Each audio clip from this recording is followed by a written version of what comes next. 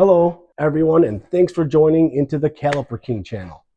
Today, I want to talk about how I got into the caliper business. Well, I was pretty much born into it because the original king of calipers was my father, and back then known as Olympus Automotive. It was in 1994 that Phoenix was born, and I started on this crazy journey. Now, being the Greek dad that he was, he made sure if I wasn't at school, I was at Phoenix. My first assignment was rebuilding 5 left calipers and 5 right calipers of one particular number. There I learned to remove the parts from the caliper, clean each individual reusable part, like the pistons, caliper sleeves, pins, and lastly, the caliper castings. I believe I learned how to rebuild calipers before I even learned how to drive.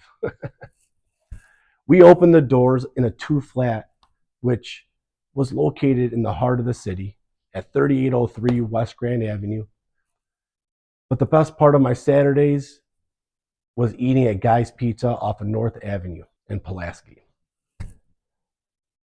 He always told me to get 4 slices, 2 for him and 2 for me. I guess he knew I liked food. So, as the boss's son, I wasn't just sitting there. No. There were times I couldn't remove stuck in or seized parts, and I would get so frustrated that I'd have to ask him, and of course he showed me the way to approach it. Thinking back now, that was a perfect place to start. As I've gotten older, I was now doing that, plus now it was time for me to identify each caliper. He gave me 4 thick books on how to reference each caliper from a mixed pile. Every book had different details where I would have to go from one book to another to identify them. Of course, the internet was nowhere, so catalog after catalog I was referencing. Then there was times when I was 16 years old where I was now answering the phone. Phoenix! And I was now having my own notebook. I would have to write the year, make, model, what side, passenger side, driver side, along with front or rear for every muffler shop that would call in. And also the parts stores had called in, but if it was a parts store, typically they already looked it up in their own catalogs and told us the number they needed.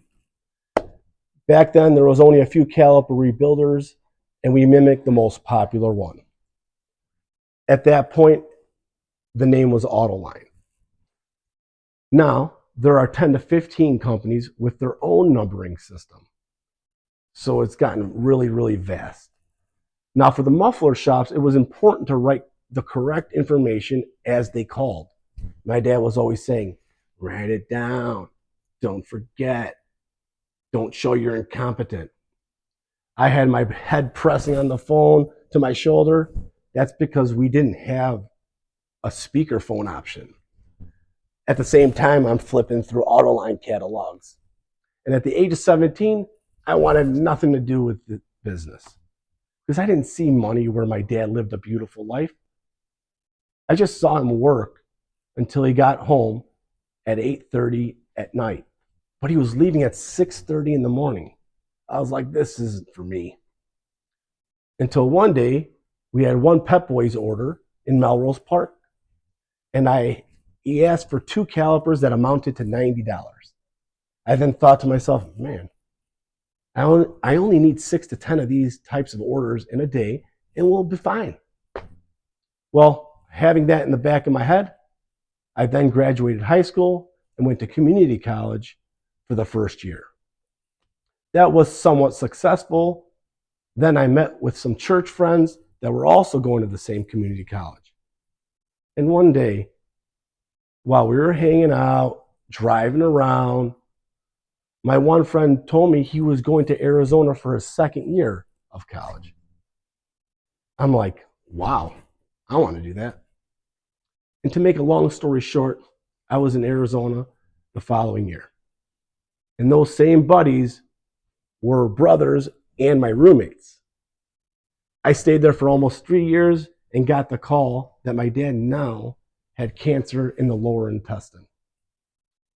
At that point, I came home and helped him answer calls.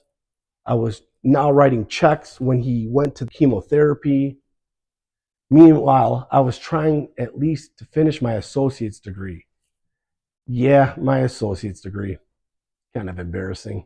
I wasn't taking my education seriously, and I took less classes than I should have. Well, at the time when I got back from Arizona, I was now a 6-day-a-week worker. I was 20 years old, organizing our one driver for his deliveries. Meanwhile, pulling parts from my rebuilders to assemble special calipers, and or if we had stocking calipers that we had to make. I was also writing checks to suppliers, and the list goes on, as anybody with a small business knows. Well, now it's December 2006, and my dad lost the battle to cancer. And a few days later, it was my birthday. Kind of sucked.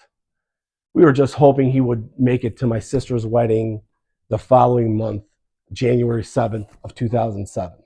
Unfortunately, he didn't make it. So I said to myself, why would I leave now? Stop the business. He got me rolling, and from there, it was trial and error.